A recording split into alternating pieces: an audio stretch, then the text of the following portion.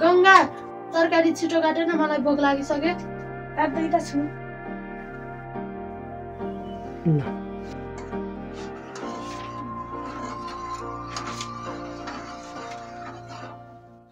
गंगा खाना आऊ खाना पाकिसक्यो तिमीले खाना राख्दै गर माई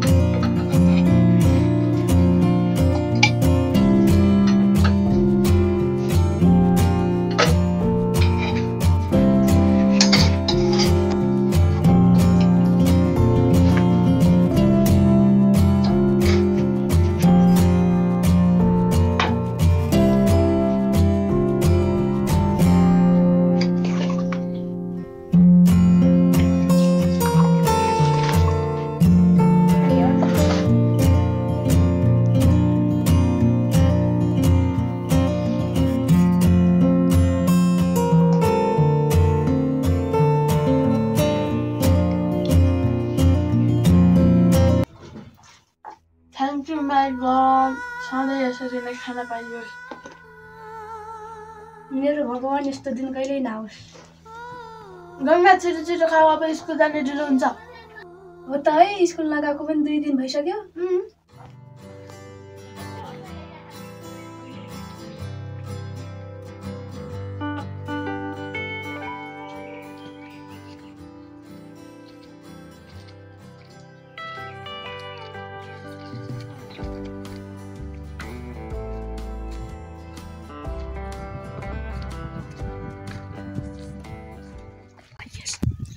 हाई गंगा जमुना सन्चै छौ हिजो अस्ति स्कुल किन नआएको हिजो र अस्ति कोठामा काम भएर हो के तिमी सन्चै छौ सन्चै छु यो कोपिला त मोटाएर झन् राम्रै हुँदैछ के मोटी होइन के खानदानी भएर हो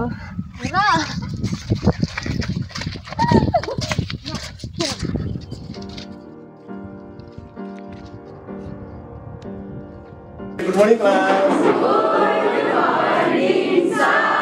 Okay, good morning. How are you? We are fine. Okay. Let's sit down. Thank you, sir.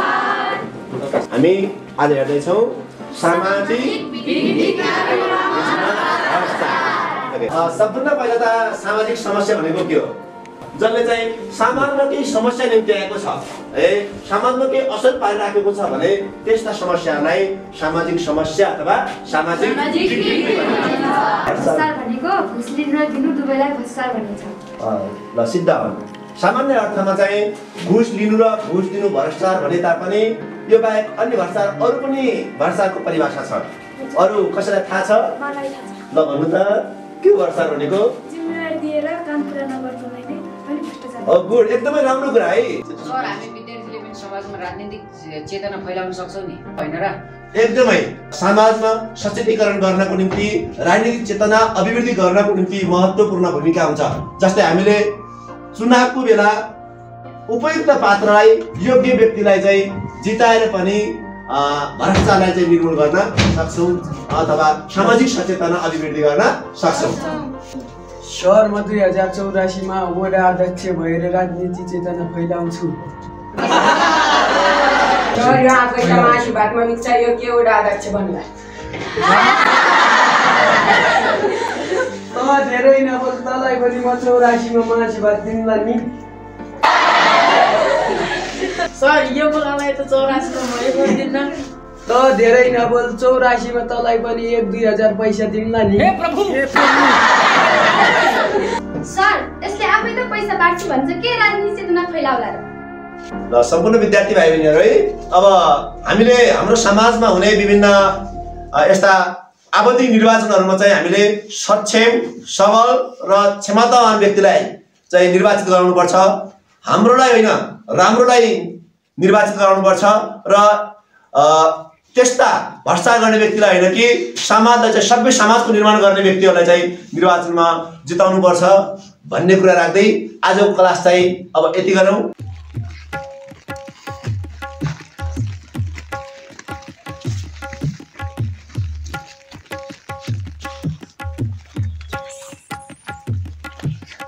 हेर्न गङ्गा, त्यो रजनीले हामीसँग कस्तो एटिट्युड देखाएको होला है। के अस्तिदेखि त्योसँग म पनि बोलेको छैन।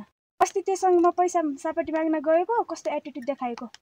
ब्याङ्क एकाउन्ट ब्लक भएर मात्र हो के, नत्र यतिकै हेल्प गर्ने मान्छे हो भन्दै थिए। मान्छेले त्यत्तिकै गफ हान्छन्, त्यो रजनीलाई हामीले नचिनेको हो र। जाम अब क्लासमा सर आइसक्नुभयो। ल ल जाम।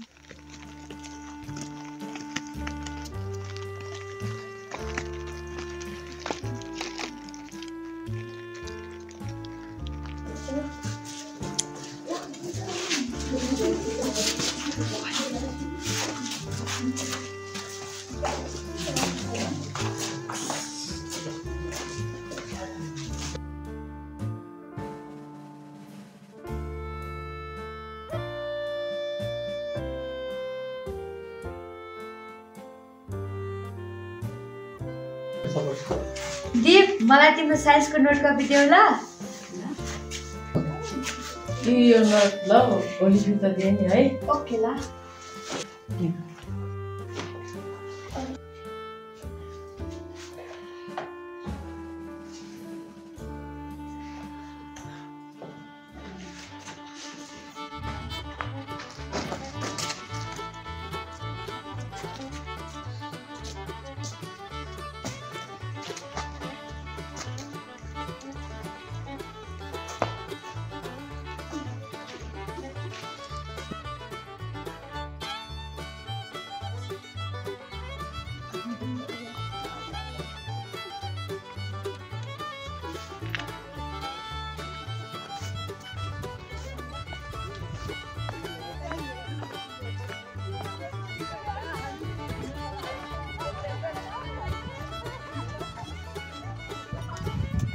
हेर्न गङ्गा, अगाडि पनि त आजभोलि अचम्म छ है।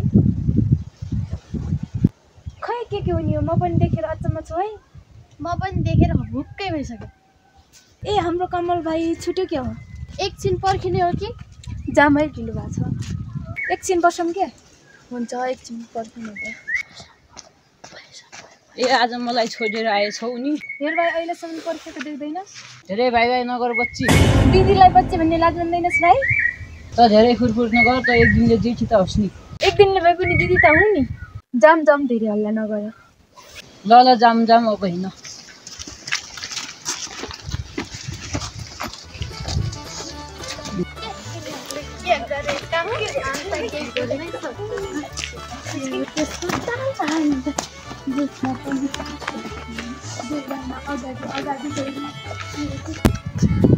ल आजलाई बाई बाई।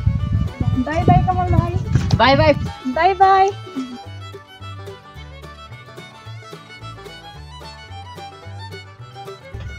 भाइसँग पढ्नु दिँदैन ल?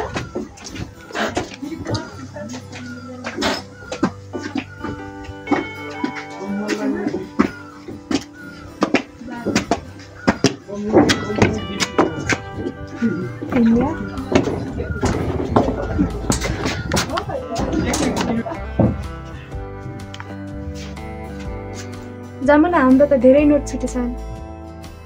के 2 दिन स्कुल नगए त कति धेरै नोक्सान हुने रहेछ है।